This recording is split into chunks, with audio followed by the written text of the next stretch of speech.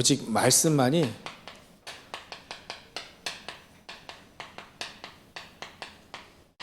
237 치유할 수 있습니다. 그래서 이 사람들이 오직 말씀 가지고 치유함 받았죠. 그래서 결국은 말씀입니다. 히브리서 4장 12절에 보면 말씀은 활력 있어 좌우의 날선 어떤 것보다도 예리하고 우리 혼과 영혼과 관절과 골수까지 찔러 쪼개기까지 한다. 또 디모데후서 3장 16절 13절부터 16절까지 쭉 이렇게 보면 하나님의 말씀은 하나님의 성령의 감동으로 되어진 것으로 의로 교육하기에 유익하다. 거기에 책망도 있고 또 교훈도 있지만 의로 교육하기에 유익하다 이렇게 되어 있습니다. 그리고 성경의 곳곳마다 보면 하나님이 누구누구에게 말씀하시니라 이렇게 되어 있어요. 그래서 결국 말씀이 나를 치유합니다. 아침에는 우리 전도자 스테반을 통해서 정말 복음이 무엇이다라는 거, 복음이 정확하게 우리에게 각인되어지면 또 정확한 복음을 가지고 있으면 된다. 그게 준비되어야 된다. 사람들 정확한 복음 아니고 막 자꾸 뭔가 하려고 그러면 자꾸 이제 문제가 생기죠. 하던 일도 안 되고 그래요. 그래서 우리는 복음, 오직 복음, 그리고 다른 힘이 아니다. 성령 충만함. 한마디로 말해서 보좌의 축복, 성령 충만함, 그 성령의 능력, 그거 준비되어야 된다. 그리고 우리 영적 문제 알아야 된다. 영적 문제. 이건 영적인 세계이기 때문에 영적 문제를 이해를 못하면 사실 전도자가 될 수 없습니다. 영적 문제 있는 사람들에게 답을 줘야 되는데 답이 안 되거든요. 영적 문제를 이해를 못하면 결국 답을 못 줍니다. 바리새인들 이스라엘 민족의 상처가 뭔지 아세요? 상처가 율법이 상처입니다. 자기들은 율법 잘 지킨다고 했거든요. 근데 그게 왜 상처냐면 지켜도 영적 문제 해결 안 되니까. 오히려 율법 잘 지키고 영적으로 시달린 게 바로 이스라엘 민족이에요. 좋은 거 주셨거든요, 하나님이. 성전 얼마 줬습니까? 그거 지으려고 말이죠. 다윗은요, 어마어마하게 일생을 준비했잖아요. 근데 이스라엘 민족이 그 성전 안에서 예배를 드리지만 영적 문제 해결이 안 되거든요. 사단에게 계속 당하고, 자기들은 율법 잘 지키고 성전 비록 헤롯이 지었는데요, 그 성전에서 열심히 예배 드리는데 왜 속국이에요? 왜 자기 영적 문제 해결 안 됩니까? 사도 바울이 거기서 율법의 한계를 깨닫고 있었어요. 어느 날 예수님이 딱 만나지는데, 그래, 이게 아니구나. 율법 잘 지키다가 되는 게 아니구나. 복음이구나, 복음. 그 예수님이 나에게 복음이구나. 이게 복음 딱 알아지는 순간 사도 바울 영적 문제 싹 끝나버렸잖아요. 하나님이 가장 좋으신 거예요. 복음도 우리 주는데 못 누리면 그거 영적 문제 됩니다. 이게 상처됩니다. 다 줬는데 못 누려. 상처돼요. 그래서 그 영적 문제를 이해를 못하면 전도자가 될 수 없는 거죠. 그게 스테반엔 그게 된 거예요. 그게 성전, 그거 건물 그거 성전 아니다. 그리고 율법, 천사가 준 율법 너 지키지도 못하잖냐. 다 지키고 있는데 이 사람들을 체크하는데 율법 지킨다는 말이 그 말이 아니거든요. 이 영적 문제를 스테반이 너무 잘 알았어요. 그걸 딱 집으니까 영적 문제에 있는 사람 그거 집어내면 막 이를 갈잖아요. 현장이 그리 돼 있습니다. 현장이. 그러니까 우리가 되도록이면 영적 문제라고 이렇게 자꾸 이렇게 막 얘기하기보다는 다른 쪽으로 이렇게 얘기를 해줘야 돼요. 우리가 하나님 못 만나서 생겨진 문제들. 그 다시 영적 문제 때문이야 이렇게 얘기하면 이제 직설적으로 얘기하면 안 되는 거예요. 사실 율법이 강한 사람들 특히 그렇게 얘기하면 막 이를 갈아버립니다. 그래서 일단은 우리 영적 문제 치유되어지려면 이게 빈 곳이에요, 빈 곳. 237의 빈 곳. 특히 우리 영적 문제, 우리 안에 영적 문제에 답을 안 주면, 내 안에 내가 답이 안 되면, 내가 복음으로 답을 안 내리면 그게 비어 있는 겁니다. 거기가 상처가 되어지고 그게 문제가 더 되는 거예요. 그래서 그거 치유되어질 수 있도록 일단은 원인부터 얘기하면요. 원인. 사람들이 지금 영적 문제를 심각하게 당하고 있는, 뭐 정신적으로나 또 육신의 질병이든 또 가정에 이상한 문제들이라든지 가문에 내려오는 영적 문제라든지, 그 영적 문제는 오래된 겁니다. 오래된 거예요. 이게 인정이 되어야 됩니다. 오래된 거예요. 조그만 어린 아이들에게 TV 보면 감당 못할 그 휘젓고 다니는 애들 있잖아요. 어린이집에도 막 휘젓고 다니는 아이들이 있는데, 그 아이가 어리지만 그 문제는 오래된 겁니다. 오래된 거예요. 가문 통해서 계속 내려온 오래된, 해결되지 않은 문제들, 오래된 겁니다. 그 문제들이. 그게 왜 그러냐면, 일단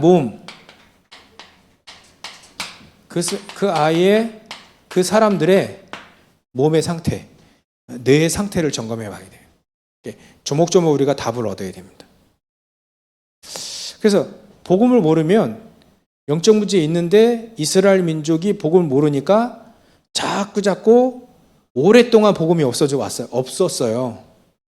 그러니까 복음 없이 율법 지키고 복음 없이 성전 지키려고 하고 복음 없이 뭔가를 하려고 하니까 자꾸 영적 문제는 쌓이게 되죠. 그러니까 뭔가를 자꾸 집착하게 돼요. 복음 없다는 그 결과로. 우리도 예전에 여러분들 그 과거 잘 되돌아보면 내가 집착한 게 있었을 거예요. 집착. 계속 그거에 집착한 게. 희한하게 그거 집착하고 그거 못 넘어서고 막 그런 게, 세상 말로는 뭐 아킬레스건이라고도 하고요. 뭔가가 지금 막 걸려 있는 거 있어요. 복음 모르면요, 내 상태가 집착으로 가요. 집착으로. 분열로 가고요. 중독으로 갈 수밖에 없습니다. 중독. 저 갈 수밖에 없어요. 그걸 이제 보기에는, 말하기는 그거를 바로 이제 영적 문제라고 하죠. 그래서 복음 모르면 영적 문제도 모른다. 영적 문제를 복음 아니까 영적 문제를 알게 된 거죠. 그래서 여기에 나에게 복음이 답이 된 겁니다. 그래서 오래된, 여기서 나온 거예요. 사단이 이렇게 준 창세기 3장 11장 그 12가지. 전부 다 한 가지잖아요. 하나님 떠나서 생긴 문제. 오래전부터. 개인이 가문을 타고 계속해서. 그러니까 막 사람들이 막 자살을 하고, 사람들이 자꾸 막 범죄를 하고 정신병으로 시달리고 말이죠. 특히 어린아이가 그랬다면 이게 커서 어떻게 되겠습니까? 이후에 이게 어떻게 돼요? 큰 문제가 되겠죠. 어른들은 커버렸어요. 이거 모르고 영점을 갖고 컸습니다. 밥 먹기 어려울 때는 밥 먹으려고 열심히 노력하다가 그게 해결된 게 아니라 잠시 눌려져 있었던 거죠. 의식주 문제로. 근데 의식주 문제가 해결된 선진국에서 왜 정신문제가 더 많이 생기냐면 있던 거 나오는 거예요. 나오기 쉬웠죠. 그래서 사람들은 이 부분을 사실 인정 잘 안 하잖아요. 사단이 가져다 준 12가지 문제를 통해서 내려온 영적인 문제. 이게 세계화되고 있다는 거예요. 사단은 세계화시키고 있습니다. 세계화시키고 있어요. 사단은요, 이걸 개인화시키고 있어요. 영적 문제를. 그리고 이거를 완전히 세계화시키고 개인화시키고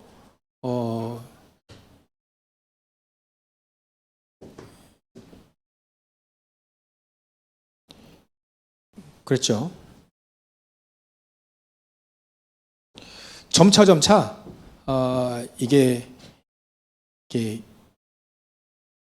이 영적인 문제가 점차 어른들만의 문제가 아닌 아이들의 문제까지 계속 밑으로 확장됐어요. 확장됐어요. 그래서 저런 아이들이 벌써 영적 문제에 시달려 가지고 애들이 제대로 뭔가를 할 수 없는 아이들도 많이 있대요. 얘기를 들어보니까. 그러니까 지금 현장은 자꾸 영적인 문제로 진짜 이 12가지를 통해서 현장은 계속해서 심각하게 가고 있는 겁니다. 개인은 계속해서 죽고 견딜 수 없게. 이게 전부 다 영적 문제 아닙니까? 이게 사단은 세계화시키고 있다니까요. 개인화시키고 있고요. 이런 상황 속에서 참고해야 될 것이 원리를 참고해야 됩니다. 원리. 이거를 해결할 수 있는 원리. 이 원리를 이해하고 적용을 해야 돼요. 이게 이해되어야 내 자신에게도 적용이 되고 또 현장에서 적용할 수 있죠. 원리가 있어야 됩니다. 원리를 이해해야 돼요. 꼭 우리 참고하셔야 되는데요. 그 사람의 상태가 중요합니다. 그 사람의 상태. 어떤 상태냐면 마음의 상태예요. 치유하려면 일단 마음의 상태. 전에 설명했는데 제대로 이제 칠판 써가면서 설명할 겁니다. 그래서 상태를 이해하는데 의학적으로도 과학적으로도 이해를 좀 해야 되겠고요. 그리고 영적으로 이해를 해야 됩니다. 이해가 되어야 됩니다. 일단 이 사람이 정신 문제로 이렇게 힘들어하고 있잖아요. 또 한 사람이 아이라 할지라도 어린이라 할지라도 정신 문제라든지 지금 계속해서 우울증, 조울증, 공황증, 조현병 막 이런 식으로 계속해서 그 사람들은 일단 마음의 상태가 안정이 되어 있지 않아요. 내 마음이 안정되어 있지 않아요. 고요한 상태가 아니에요. 고요한 상태가 아니에요. 고요한 상태도 아니고 복음 몰라서 영적인 문제도 있죠. 그게 계속해서 그 사람을 흔들어 놓는 거예요. 계속. 고요하지 않다니까요. 안정되어 있지 않습니다. 그래서 치유하려면 일단은 안정을 시키죠. 세상 병원에서도 그 약을 주잖아요. 약. 그게 치료제가 아니고 안정제예요. 신경의 안정을 좀 치유할 수 있도록. 근데 그건 치유약이 아니죠. 안정을 해줍니다. 안정. 일단 조금이라도 잠시라도. 그게 필요 없는 게 아니라 그 안정을 시켜놓으면 더 많은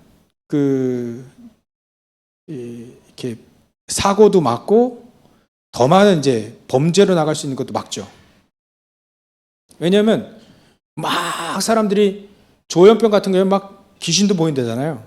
그러니까 막 조현병 걸린 사람이 갑자기 편의점 들어가서 막 휘젓는 거예요. 그래서 병원에서는 안정제를 주잖아요. 그게 좀 줄도록. 근데 이걸 어떻게 우리는 또 봐야 되냐면 의사들이 사실을 잘 모르는 부분이 이 의학적인 과학적인 이해가 뇌에 힘이 없다는 것을 인정을 잘 못하죠. 찍어야 되는데 조현병 걸린 사람의 뇌를 찍어보면 산소가 부족한 뇌 안에 산소가 부족하다는 걸 잘 사람들이 몰라요. 그 의사도 잘 몰라요. 이것만 알아요. 이것만. 1번만 알지 2번, 3번은 전혀 의사들이 모릅니다. 산 찍어서 안 나오니까. 그 사람이 그런 문제 있는 사람을 딱 찍어보면 뇌에 산소가 충분히 뇌에 힘이 없다는 것을 안 찍혀요. 찍히지 않으니까 사람 의사들은 모르는데 지금 이게 이 2번 부분이 밝혀지고 있잖아요. 그래서 원리로 보면 상태를 이렇게 좀 이해를 해야 됩니다. 결국은 이런 이해를 가지고 이 사람에게 누구나 안정이 될 수 있는 순간이 있는데 안정되는 순간에 이 힘을 이 힘을 얻을 수 있도록 좀 도와줘야 돼요. 뇌의 힘을 얻을 수 있도록. 그래서 당신 잘못이 아니고 일단은 뇌에 힘이 없어서 그렇다. 당신이 산소가 그만큼 부족하다. 뇌에 쓸 수 있는 산소가 내 안에 들어온 20%를 쓰는데 당신은 자꾸 내 안에 호흡 줄기 때문에 산소가 줄고 그래서 뇌의 힘이 점점 없어진 거예요. 그리고 결국은 영적인 부분에 이해를 시켜줘야 되죠. 그래서 우리가 할 수 있는 건요. 요거 좀 이해해주게 해주고 여기에 대한 답을 주는 거죠. 의사들은 여기까지는 할 수 있습니다. 근데 이거 못하잖아요. 그래서 우리가 이 부분을 도와준다. 의사들이 지금 계속 이거 발견하고 있기 때문에 그 사람들이 좀 이렇게 얘기를 해주면 더 쉽죠. 그래서 영적인 이해로 결국은 말씀입니다. 결국은 기도예요. 이 부분이 정확하게 이해가 되어졌을 때 말씀이 우리 안에 정확하게 각인, 뿌리, 체질되어질 때 그때 치유됩니다. 그래서 좀 정신문제 있는 사람들을 보면 일단은 안정시켜줘야 돼요. 고요할 수 있도록. 사실 그 사람들이 가만히 앉아있으면요 시달리지 고요한 시간을 가질 수가 없어요. 그래서 자꾸 고요한 시간을 가질 수 있도록 도와줘야 됩니다. 이를 도와줘야 돼. 그리고 호흡을 제대로 할 수 있도록 도와줘야 됩니다. 도와줘야 돼. 그리고 결국은 말씀으로 딱 답을 줘야 되죠. 각이 뿌리 체질되어지도록. 이런 부분, 세 부분으로 우리가 도와줘야 됩니다. 이걸 우리가 먼저 이해를 하고요. 시달리는 사람은요, 고요하지 않습니다. 절대 안정되어 있지 않아요. 그래서 억지로라도 약을 먹여서 안정시켜 놓죠. 그럼 그때 뭐 해야 되냐면, 이거 도와줘야 된다. 산소, 호흡을 깊게 할 수 있도록. 그러니까 이게 힘이 없으니까, 이 뇌에 힘이 없으니까 자꾸 조급해지고 또 감정적이 되고 그러니까 이제 이렇게 짜증도 많이 나고 그런 데서 이제 막 행동을 막 하게 되죠. 그러면 또 다시 산소가 더 그럴 때 조급할 때 그때 산소가 더 없어지니까 또 이제 악순환이 계속되어지는 거예요. 그래서 그런 사람들이. 그러니까 문제는 계속해서 뇌에 힘이 없고 호흡이 짧은 이 사람들은 계속해서 호흡이 짧는 쪽으로 계속 가게 돼 있는 거예요. 그것을 끊을 수 있도록 도와줘야 된다, 우리가. 237 전부 다 일이 돼 있습니다. 전부 다. 그러니까 우리가 좀 현장 가보면 뭐 저도 그런 경험 많이 있는데 운전하다 보면 승질나서 막 내려가지고 막 싸우는 사람들 있잖아요. 뭐 전 싸워보진 않았는데 그런 사람들 대부분이 다 있습니다. 요즘엔 특히 더 많죠. 여차하면 그냥 싸울 태세로 가는 사람들이 되게 많잖아요. 그게 뭐냐면 안정이 안 돼 있어서 내가 고요한 시간이 없는 거예요. 그리고 항상 뇌에 힘이 없어요. 뭐 가뜩이나 환경 오염 때문에 더 산소가 없죠. 충분히 내 안에 많이 들이쉬라는 건 내 안에 내가 충분하도록 들이쉬라는 거예요. 이것도 없죠. 복음도 없죠. 그러니까 사단이 마음대로 갖고 놀기 쉬운 거예요. 그런 상태. 우리가 저거를 이해를 해야 됩니다. 그러면 이거 다음에 우리가 체크할 수 있는 게 어떤 사람은요, 자살률이 이렇게 우중충할 때가 자살보다 아주 날씨 되게 좋을 때 있잖아요. 화창 그때 자살률이 더 많답니다. 그러니까 그것이 나에게 수용이 안 되는 거예요. 다른 사람의 말, 뭐 새소리도 못 듣는 거예요. 이게 수용이 안 돼. 또 사람들의 말, 또 뭐 밖에 날씨 좋은 거, 이것도 수용이 안 되는 거예요. 그래서 전에 제가 이렇게 영화를 봤는데 그 영화인지 모르겠어요. 아주 어렸을 때 봤는데 엄마 없는 하늘 아래인가? 그런 영화 있었죠, 예전에. 그때 박근영 씨인가? 그분이 아빠 역할을 맡았는데 이분이 염전에서 일을 했어요. 물레방아를 이제 돌리면서 이제 염전 일을 하는데 이게 트라우마도 그런 거죠.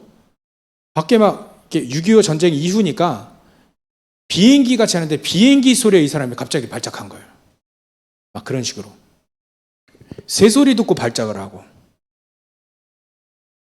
이게 수용이 안 되는 거예요. 모든 게 수용이 안 돼. 수용이 안 되니까 자연적으로 이게 안 되죠. 초월이 안 되는 겁니다. 아무리 얘기를 해줘봐도 수용이 안 되는 거예요. 사람의 새소리도, 사람의 말, 이런 것들 하나하나 수용이 안 되는 거예요. 아무리 얘기해도 수용이 안 돼. 그러니까 계속해서 발작이 일어날 수밖에 없는 거죠. 그래서 나중에는 이게 해결이 되어지면 나중에는 수용이 됩니다. 그게 수용이 돼요. 난 저 말만 들으면 팍 도는 거 있잖아요. 사람들. 그런 거. 특히. 그게 나중에 수용이 되어지기 시작하고 초월이 되어지기 시작합니다. 그래서 세 가지 부분으로 항상 생각을 해야 돼요. 이 상태. 세 가지 상태로 생각하고 도와줘야 된다. 대부분 그냥 저 사람 영적 문제라고 그냥 얘기하면 간단히 쉬운데 그 사람에게 이 부분을 도와줘야 돼요. 이 부분을 도와줄 수 있습니다. 그러면 이런 안정적인 상태로 좀 만들어서 요거로 답을 주는 거죠. 복음으로 138로 답을 주는 거죠. 그래야 됩니다. 그래서 그리 되어지면 나중에는 여러 가지 문제가 될 수 있는 것들이 수용이 되어지고 나중에 초월이 되어지겠죠. 그래서 이렇게 되어지면 3번으로 그때 말씀이 딱 답이 되고 그 사람에게 말씀이 딱 각인뿌리 체질되어지면 그때부터 치유가 되기 시작하는 거예요. 그때부터 마음이 치유되어야 되고 그때부터 생각이 치유가 되어지고 생각 치유. 그때부터 영혼이 치유되지고 그때부터 삶이 치유되어지기 시작하는 거죠.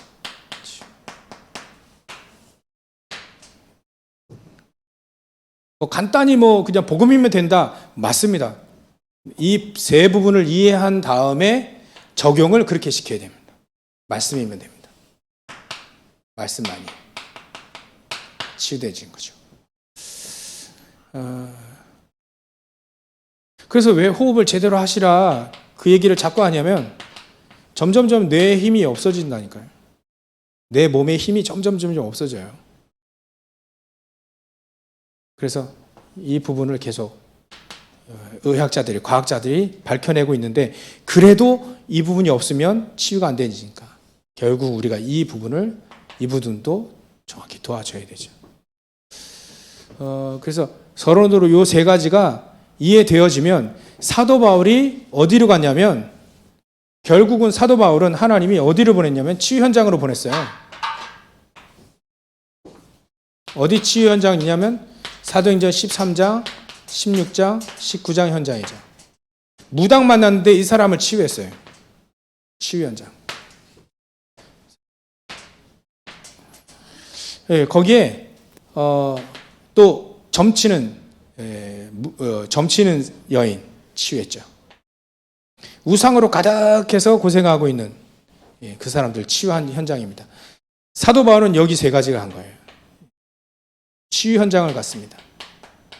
나중에 회당 가면서 서밋 현장, 다음 주에는 서밋 나오겠죠. 치유 현장을 많이 갔어요. 여기 갔는데 사도 바울이 모든 응답을 다 주셨죠. 현장 가서 이 치유한 것밖에 없습니다. 복음으로 치유한 거죠.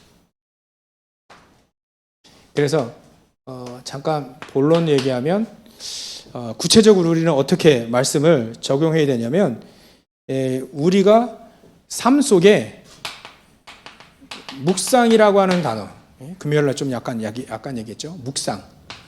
묵상이라고 하는 단어를 정말 잘 기억해야 됩니다. 하나님의 말씀을 집중하는 게 묵상인데, 이 묵상은 여러 가지 전에 한번 말씀드렸던 것이 있는데, 창세기 24장 63절에 보면 이삭이 들에서 묵상을 했다 이렇게 표현되어 있어요.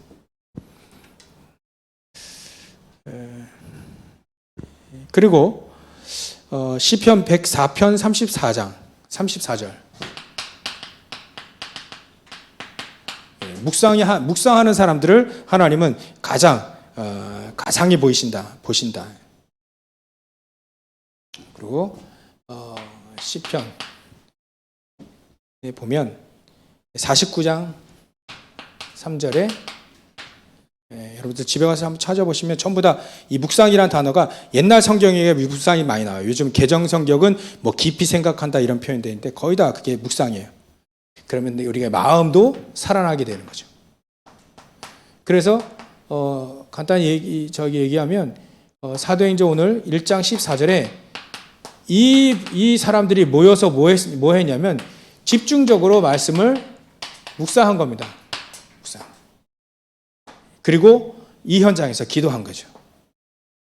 그래서 이분들이 치유가 되어진 거예요. 치유되어진 겁니다. 그래서 우리가 진짜 말씀을 잘 집중적으로 묵상한다는 거, 말씀 한 절이라도 집중적으로 묵상하면 거기에 치유가 되어집니다. 치유. 요즘에는 특히 이제 이 두 가지를 더 이렇게 이해시켜 줘야 되고요. 왜냐하면 그만큼 이렇게 더 없어지는 산소가 더 없어지는 상황이 오고 더 여러 가지를 많이 하고 바쁜데 이것만 딱 없어져요. 내가 내 마음속에 고요한 시간을 딱 없게만 만들죠. 자꾸 분주하게 만들고 바쁘게 만들어요. 세상에 할 게 얼마나 많습니까? 놀 것도요 엄청 많고요. 그러니까 내가 고요한 시간, 또 안정적인 시간을 가질 수가 없는 거예요. 내 인생 속에 고요한 시간, 고요하기만 하면 되는데 고요한 시간만 가지면 됩니다. 내 스스로 하루에 한 번이라도 고요한 시간을 가지면 그 사람은 그때 호흡도 길어져요. 제가 아침마다 계속 하는 게 뭐냐면 계속 아침에 앉아서 언제 일어나든 일어나서 계속 호흡합니다. 그러면 그때 제가 제일 안정적이에요. 특히 밖이 어두울 때가 제일 좋더라고요. 저는. 밖이 막 화나면 눈이 좀 이렇게 그 유전병이 있기 때문에 빛이 남보다 더 많이 들어와요. 그럼 막 눈이 부셔요. 그래서 밖에가 좀 약간 어두울 때, 막 해가 뜨기 바로 전에 어두울 때, 그때 깊이 눈 감고 있으면 고요한 시간을 갖게 됩니다. 안 그러면요, 제가 불안정한 상태가 되어서 옛날에 얘기했잖아요. 그때 당시에 이런 단어 많이 썼어요. 혈기왕성하다는데 혈기가 나쁜 쪽으로 동생 패고. 참 미안한데, 그리고 혈기 한 번 화나면 쟤 못 말려. 이런 식으로, 어떨 땐. 그리 많이 됐어요. 그리고 이게 또 어디로 가냐면 무능 쪽으로 가다 보니까 아까 우리 아들하고도 얘기했는데 책을 읽다 보니 책이 안 읽어져요. 그러니까 너무 애들이 학업이 막 집중도 안 되고 안 되는 애들은 점검해 줘야 됩니다. 점검해 줘야 돼요. 이렇게 세 가지로 점검을 해 줘야 돼요. 그 아이는요, 영적 문제, 자기도 모르는 영적 문제로 지금 심각하게 지금 자기가 시달리고 있는 걸 몰라요. 그거를 점검해 주고 고요한 시간 갖게 해주는 겁니다. 거기서 호흡도 하게 만들고 결국 네가 받은 말씀 깊이 한번 생각해 봐라. 우리에게 주신 말씀 한번 생각해 봐라.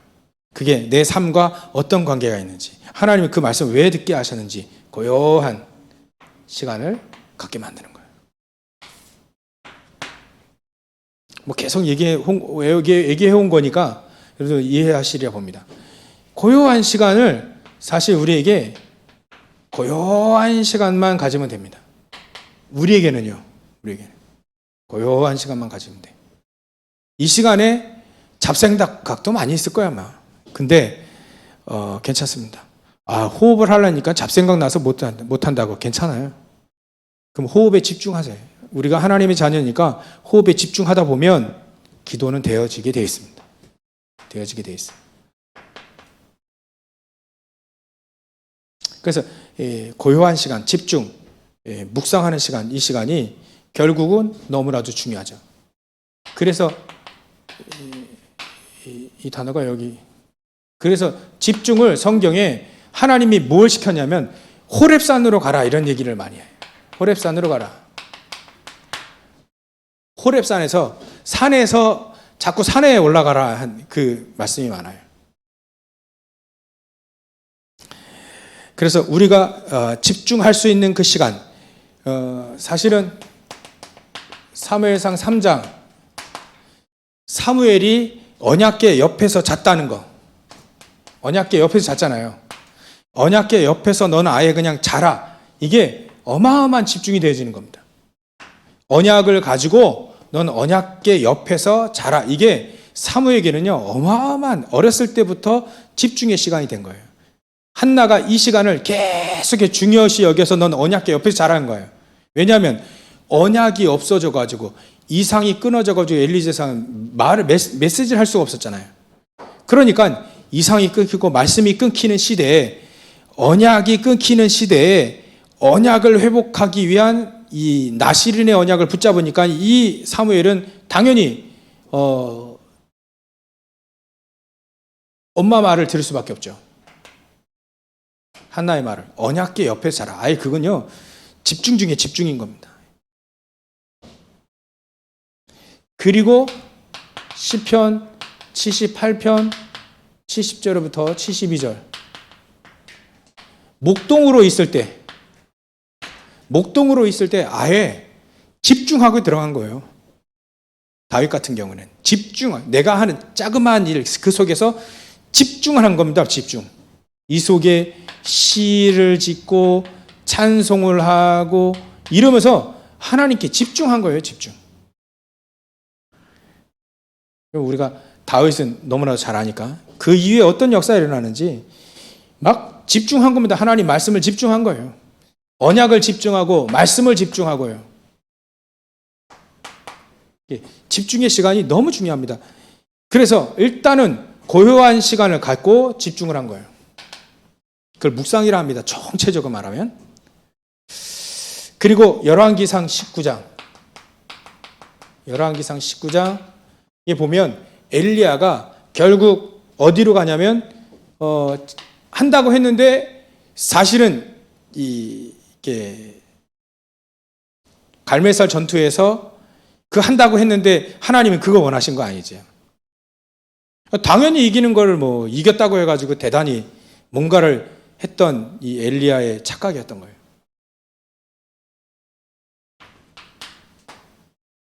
하나님은 호렙산으로 가라 합니다. 호렙산에 가서 세미한 음성을 듣게 만들어요. 그건 집중이거든요. 집중. 너 집중해라. 집중이 없잖아. 엘리야가. 역사는 많이 일어나는데 집중이 없어요. 그러니까 이 집중 속에 많은 게 나옵니다. 하나님의 전적인 계획이 여기서 막 발견되어지고요. 하나님 응답도 주시고. 호렙 산으로 가라. 거기서 집중 속에 집중하지 않으면 하나님의 세미한 음성 안 들리거든요. 우리 인생 속에 내가 해도 되고 안 해도 되는 일을 한다. 의미가 없잖아요. 반드시 해야 될 것을 반드시 해야 될 것을 발견하는 시간. 그 시간으로 이어지는 겁니다. 집중의 시간이. 그래서 말이죠. 아침에 우리 대지 3번 할 때, 결론할 때, 무엇을 남길 것이냐. 그런 쪽으로 좀 메시지를 나왔는데, 우리는요, 신앙생활의 인생에, 난 아무것도 한 게 없다. 라고 하는데, 뭐가 남는 줄 아세요?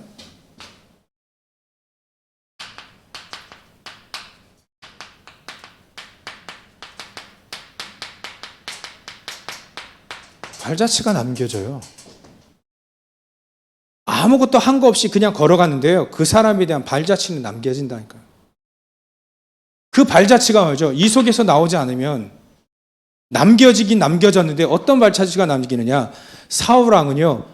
그 왕 하나 붙잡고 평생토록 고생하다가 정신문제로 고생하다가 귀신 들리고 결국은 자살하는 그 발자취가 남는다니까요. 근데 다윗은요.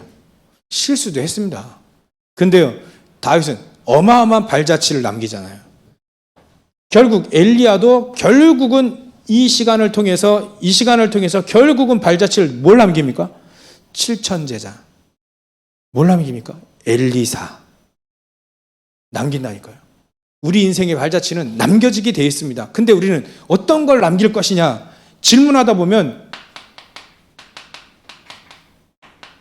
너무 중요해요. 내 인생 속에 하나님이 준비해 놓으신 그거 내가 발견하리라. 그 집중 속에서 그걸 발견하리라. 나중에 다니엘서 6장 10절 보십시오. 다니엘이 전에 하던 대로 늘 이 시간이 있는 거예요. 다니엘의 묵상 시간이.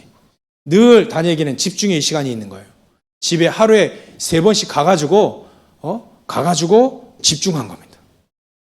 집중한 거예요. 하나님 말씀에 집중하고 하나님의 계획에 이미 나온 계획. 우리 민족이 왜 포로로 끌려왔냐? 거기서부터 언약은 정확히 돼 있어요.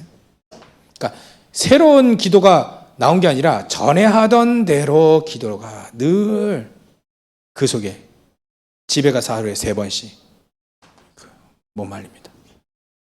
이게 집중이라니까요. 결국 초대교회는요. 갈보리산, 감남산, 마가다락방에 138의 집중이 있잖아요. 집중. 이 속에서 집중 훈련을 봐야 됩니다. 하나님이 제자들을 이렇게 집중 훈련한 것을 우리가 확인할 수 있어야 됩니다. 내 인생 속에 138의 집중이 없으면 아무것도 안 되겠구나 이런 결론이 나야 돼요. 그죠? 잘하든 못하든 일단 이게 나와야 됩니다. 그래서 결국은 초대교회가 부활 메시지 가지고 결국은 승리하잖아요. 결국은 성령 충만 받고 결국은 스데반이 복음 한번 증거하고 순교하고 하늘나라 간다 할지라도 그 스데반의 사역을 통해서 어마어마한 문들이 나오잖아요. 스데반의 발자취입니다. 그게. 그러면 우리가 결론으로 237이 전부 다 이렇게 비어 있는데 전부 다 이렇게 영적 문제로 계속 고생하고 있는데 그 사람들을 어떻게 도와주느냐? 3가지로 나눠서 도와줘야 됩니다. 3가지로. 그러면 하나님은 결국 우리에게 3번째 간단히 쓰면 하나님은 우리를 증인 삼기를 원하세요. 우리가부터. 여러분들 영적 문제 심각하다면 오히려 하나님께 감사하셔야 돼요. 왜냐하면 복음 가지고 있기 때문에 복음 없으면 그게 저주입니다만 복음 가지고 있기 때문에 그것 때문에 하나님 우리를 더 증인을 쓰시는 거예요. 사단은 영적 문제 때문에 사람을 멸망시키려고 하지만 하나님은 그 영적 문제 때문에 오직의 복음을 알게 하시고 그걸 치유해서 증인으로 만드시겠다고 하는 하나님의 계획이 그 속에 있거든요. 그래서 증인은 사도 바울을 보면 증인은 이거였어요. 아까 간단히 쓰면 사도행전 13장, 16장, 19장에 오직 복음으로 증인되어졌다. 이 사람들을 증인 세워진 겁니다. 이 사람들 앞에. 그래서 사단이 이 영적 문제를 세계화시키고 개인화시키고 현장화시키고 있는 이때에 하나님 우리를 부르셨다. 그래서 우리가 결론적으로 말씀이 각인되어지면 어떻게 되느냐?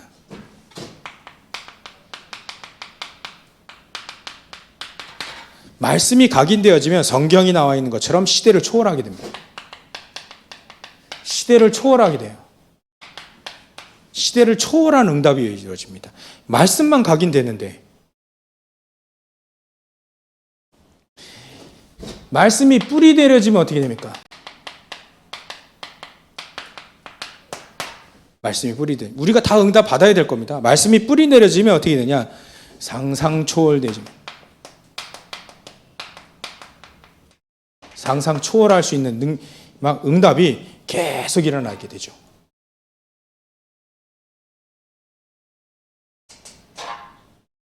그럼 말씀이 체험되어지면 어떻게 될까요? 말씀이 체질되어지면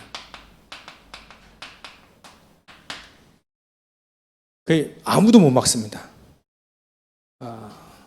이때 시공간을 초월한다고 했어요. 말씀이 각인되면 시대가 초월되죠. 말씀이 뿌리내지면 상상 초월이 되고 말씀이 체질되면 시공간을 초월하게 되는 응답을 하나님이 성경을 통해서 주시더라고요. 우리가 누려야 될 겁니다. 그래서 하나님은 단 한 명도 괜찮습니다. 한 명이라도. 한 명이어야만 된다는 게 아니라 단 한 명이라도, 여러분과 저 한 명이라도 할지라도 그 한 사람을 통해서 바꿉니다. 시대를 바꿀 수 있습니다. 우리가 이렇게 치유받고 다른 사람도 이렇게 치유함을 받을 수 있도록 도와주고, 그러기 위해선 말씀이 우리 안에 각인되고 말씀이 뿌리 내려지고 말씀이 체질되어지면 됩니다. 그 한 사람을 통해서 되어진다. 그래서 우리가 현장에 대단한 걸 한 게 아니라 그 한 사람을 도와주면 돼요. 그 한 사람. 그 한 사람을 말씀이 각인되고 뿌리 내리고 체질되어지도록 도와주면 돼요. 이거 하나 했는데도 불구하고 하나님은 사도 바울에게 어마어마한 모든 문을 다 여셨잖아요. 치유했는데. 그래서 우리에게도 교회에도 이런 시스템이 필요한데, 시스템이라고 하면 건물 이런 게 얘기하는 게 아니라 이겁니다. 저와 여러분들에게 제자 한 명. 제자가 준비되어지면 시스템이 되어진 거예요. 제자 한 명. 저 여러분 통해서 현장에 한 명만 제대로 살려놓으면 그게 시스템 되는 거예요. 한 명만 제대로 이 사람이 말씀 각인되고 뿌리 내려 체질되고, 우리 선생님들은요, 아이 한 명 제대로 말씀 각인되고 뿌리 내리고 체질되고 거기에 집중하는 거예요. 거기에. 그 아이로 하여금 묵상하게 만들고, 그 아이로 하여금 집중하게 만들고, 그 아이로 하여금 증인되게 만들면 한 영혼이라도요, 그 한 사람이 교회 살리는 시스템이 된다니까요. 현장 살리는 시스템도 열어집니다. 의사들이 못하는 걸 우리가 할 수 있어요. 의사들이 무시하는 게 아니라 의사들이 못하잖아요. 이런 건 못하잖아요. 그걸 우리가 도와줄 수 있다는 거예요. 이것만 해도 하나님 얼마나 우리를 기뻐하시느냐. 그래서 금요일 날 하나님 우리에게 파수꾼으로 세워줬다는 또 얘기 확인했죠. 우리 교회를 세워서 하나님으로 하여금 찬송받게 하시기까지, 하나님 우리로 하여금 찬송받게 하시기까지 하나님으로 쉬지 않게 계속 이거 붙잡고 기도하는 거예요. 말씀, 우리 목회의 방향이죠. 말씀만이 237을 치유할 수 있다. 우리 성도들이 이게 목회 방향이니까 어찌 보면 우리에게 기도의 파수꾼으로, 또 치유의 파수꾼으로, 서밋의 파수꾼으로 계속 세웠습니다. 우리가 언약 붙잡은 그 한 사람을 통해서 되어질 거죠. 미리 이거 준비하셔서 응답 받으시기를 주의 이름으로 축원합니다. 기도하겠습니다. 하나님께 감사와 영광을 돌립니다. 말씀이 각인되어지고 치유되어지고 각인되고 뿌리 내려지고 체질되어지는 축복을 통해 하나님 영광 받으시고 많은 사람 살릴 수 있는 이 시대를 살리고 237을 치유하는 우리 성도들 다 되어질 수 있도록 현장에 증인으로 쓰임받는 우리 성도들 다 되어질 수 있도록 주님께서 역사하시고 은혜를 베풀어 주시옵소서. 감사와 영광을 돌리며 거룩하신 예수님의 이름으로 기도 올려옵나이다. 아멘.